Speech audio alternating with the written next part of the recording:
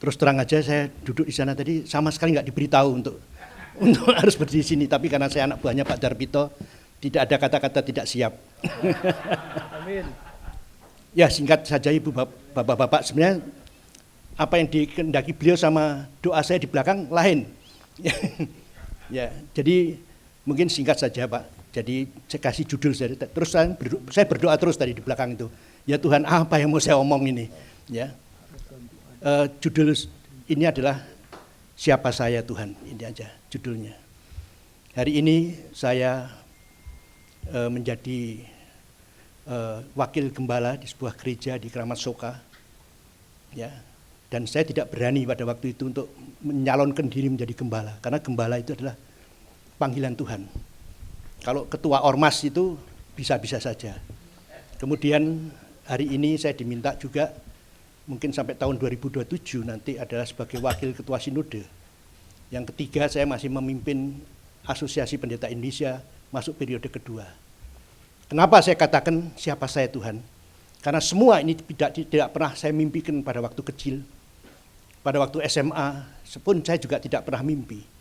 Karena terus terang mau jadi pendeta.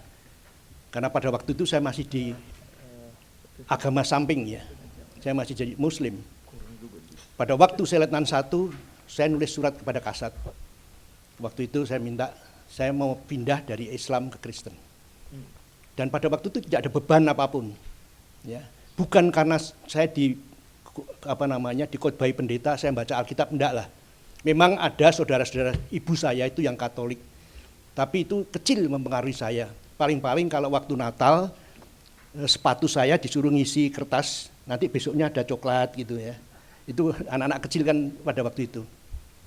Tapi ya saya kira saya tidak tahu, ya mungkin kalau orang adalah panggilan Tuhan. Tapi setelah surat Kasat keluar 1 tahun kemudian, saya agak panik. Semua ngomong gini, gimana nanti pangkatmu nanti, gimana jabatanmu nanti. Wah ini agak goyang saya, terus terang aja. Tapi bapak-bapak dikasih Tuhan, saya terus jalan saja. Dan satu hal buat saya adalah, sekali layar terkembang, pantang biduk kembali ke pantai. Artinya, saya pada waktu itu terus sekolah lagi, pada waktu pangkat letnan kolonel, sekolah teologi. Itu pun bukan karena ingin jadi pendeta, karena saya senang, sekolah itu senang. Sehingga puji Tuhan saya diberi kesempatan untuk sampai bisa Lemhanas, PPSA 16. Teman-teman saya, Lodewijk itu masih jadi sekarang sekretaris Golkar. Terus Siti Nurbaya masih jadi menteri hari ini. Ya. Nah, kemudian apa hubungannya dengan FGBN? Saya diajak David Pak untuk datang ke sini. David Mas Juragan Mas. Ya, terus terang aja. Saya ikut di sini 1 kali, 2 kali, 3 kali. Akhirnya saya ngomong, David, nggak cocok nih, David. Ini Taipan semua di sini nih. Saya bukan siapa-siapa di sini nih. Terus terang aja. Karena selama saya tidak pernah bisnis. Ya saya jadi tentara biasa, militer, kemudian saya di Kementerian Polhukam, saya di birokrat biasa. Tapi satu hal bapak-bapak yang dikasih Tuhan, itulah saya katakan siapa saya sebenarnya. Ya.